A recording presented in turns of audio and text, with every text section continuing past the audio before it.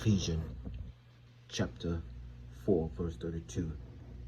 And be kind one to another, tenderhearted, forgiving one another, even as God, for Christ's sake, have forgiven you.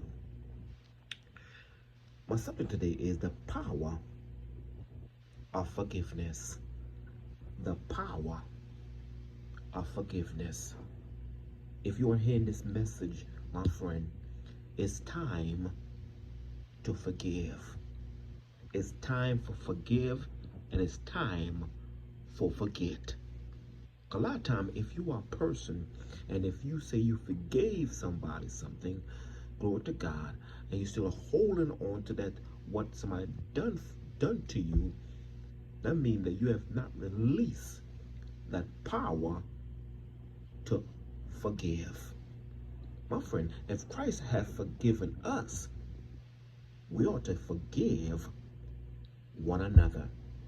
What I say my subject was the power of forgiveness.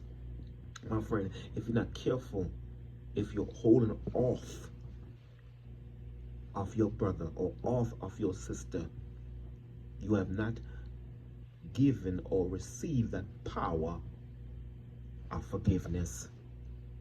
Because the power is the Holy Ghost. And a lot of time people say they have forgave, but they're still holding on to that, what somebody have done to you and somebody have done to you. My friend, it's like a person that is black and you still holding on what the white man have done to you in slavery. But you have to learn to forgive and forget. My friend, nobody's stopping you but you. The white man ain't stopping you, and the devil ain't stopping you. But you gotta learn to forgive.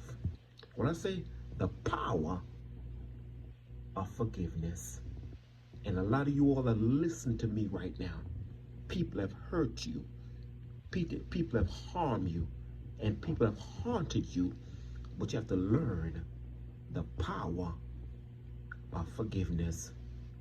There's some people that's holding on grudges for over 20 years, and you're wondering why you're not well, but you're sick, because you're still holding on to something that somebody have done for you.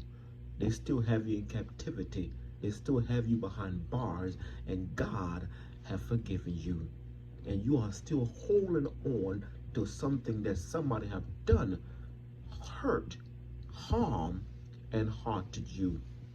The Bible says in Ephesians 4th chapter, verse 32, and be kind one to another, tenderhearted, forgiving one another, even as God, for Christ's sake, have forgiven you. The power of forgiveness. When I say if you want to be healed, you got to forgive. If you're going to be prosper, you got to forgive. Because the Bible says, my friend, that you have to forgive all as others have done for you. In the Lord's Prayer, my friend, we got to learn to forgive one another. The Bible says, our Father which art in heaven, hallowed be thy name, thy kingdom come, thy will be done on earth as it is in heaven. Give us today our daily bread, and we forgive our debt, and we forgive our debtors. Lead us not into temptation, but forgive as will lead us one into temptation. My friend, it's the power to forgive. Have you got that power? And I tell people, my friend, if you don't have the power of forgiveness, you're wasting your time calling yourself a Christian. There are a lot of people that done me harm, done me hurt, but I still love them, because I'm not going to be in captivity for somebody that, glory to God, I have forgiven. I have forgiven them, but they're still holding on of what they have done for me, but I have forgiven them. My friend, I have the power. The power is in my hand. The power is in my heart, and the power is in my lips. The power of forgiveness. My friend, the reason why you're sick, the reason why you're haunted, the reason why you have pain all over your body, because you're still holding on to something that somebody have done for you 20, 30, 50 years ago. I know he touched you. I know he raped you. But you gotta forgive that person. The Bible says, vengeance is mine, said the Lord. I will repay. I'm talking about the power of forgiveness. It's time for you to let go and let God.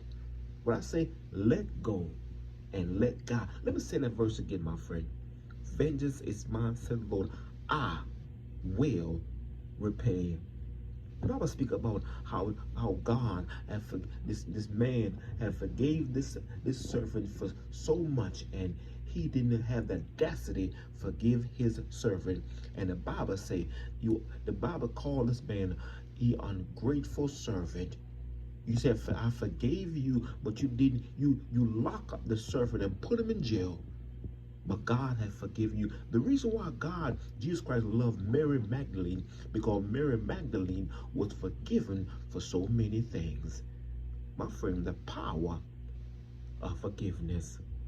When the last time you forgave somebody something? And Peter asked the question, Lord, how much time shall my brother ask me for forgiveness? He says 70 times 7. And a lot of people, y'all calculating that, but it's unlimited. If you're holding on against your brother, it's time for you to let go and let God.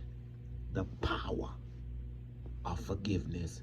It's time for you to loose and let go. It's time for you to forgive and to be healed. It's time for you to let go and to be healed of your past, your present, and your future. There's some people going to hell because you're still holding on to forgiveness. My friend, don't let somebody hurt you and you still hold on to the hurt, and then you end up going to hell because you haven't forgave your brother, you haven't forgave your sister.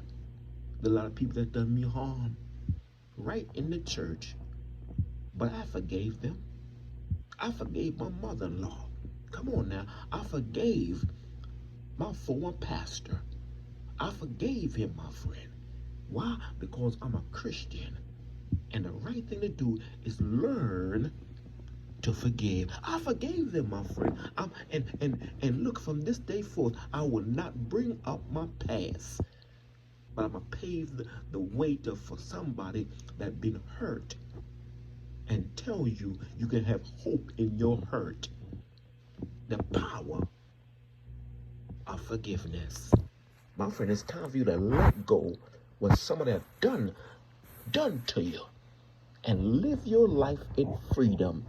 Paul say, stand fast in the liberty where Christ has made us free, and be not entangled again with the yoke of bondage. My friend, you in a yoke of bondage because you're still holding on to that hurt what somebody have done to you.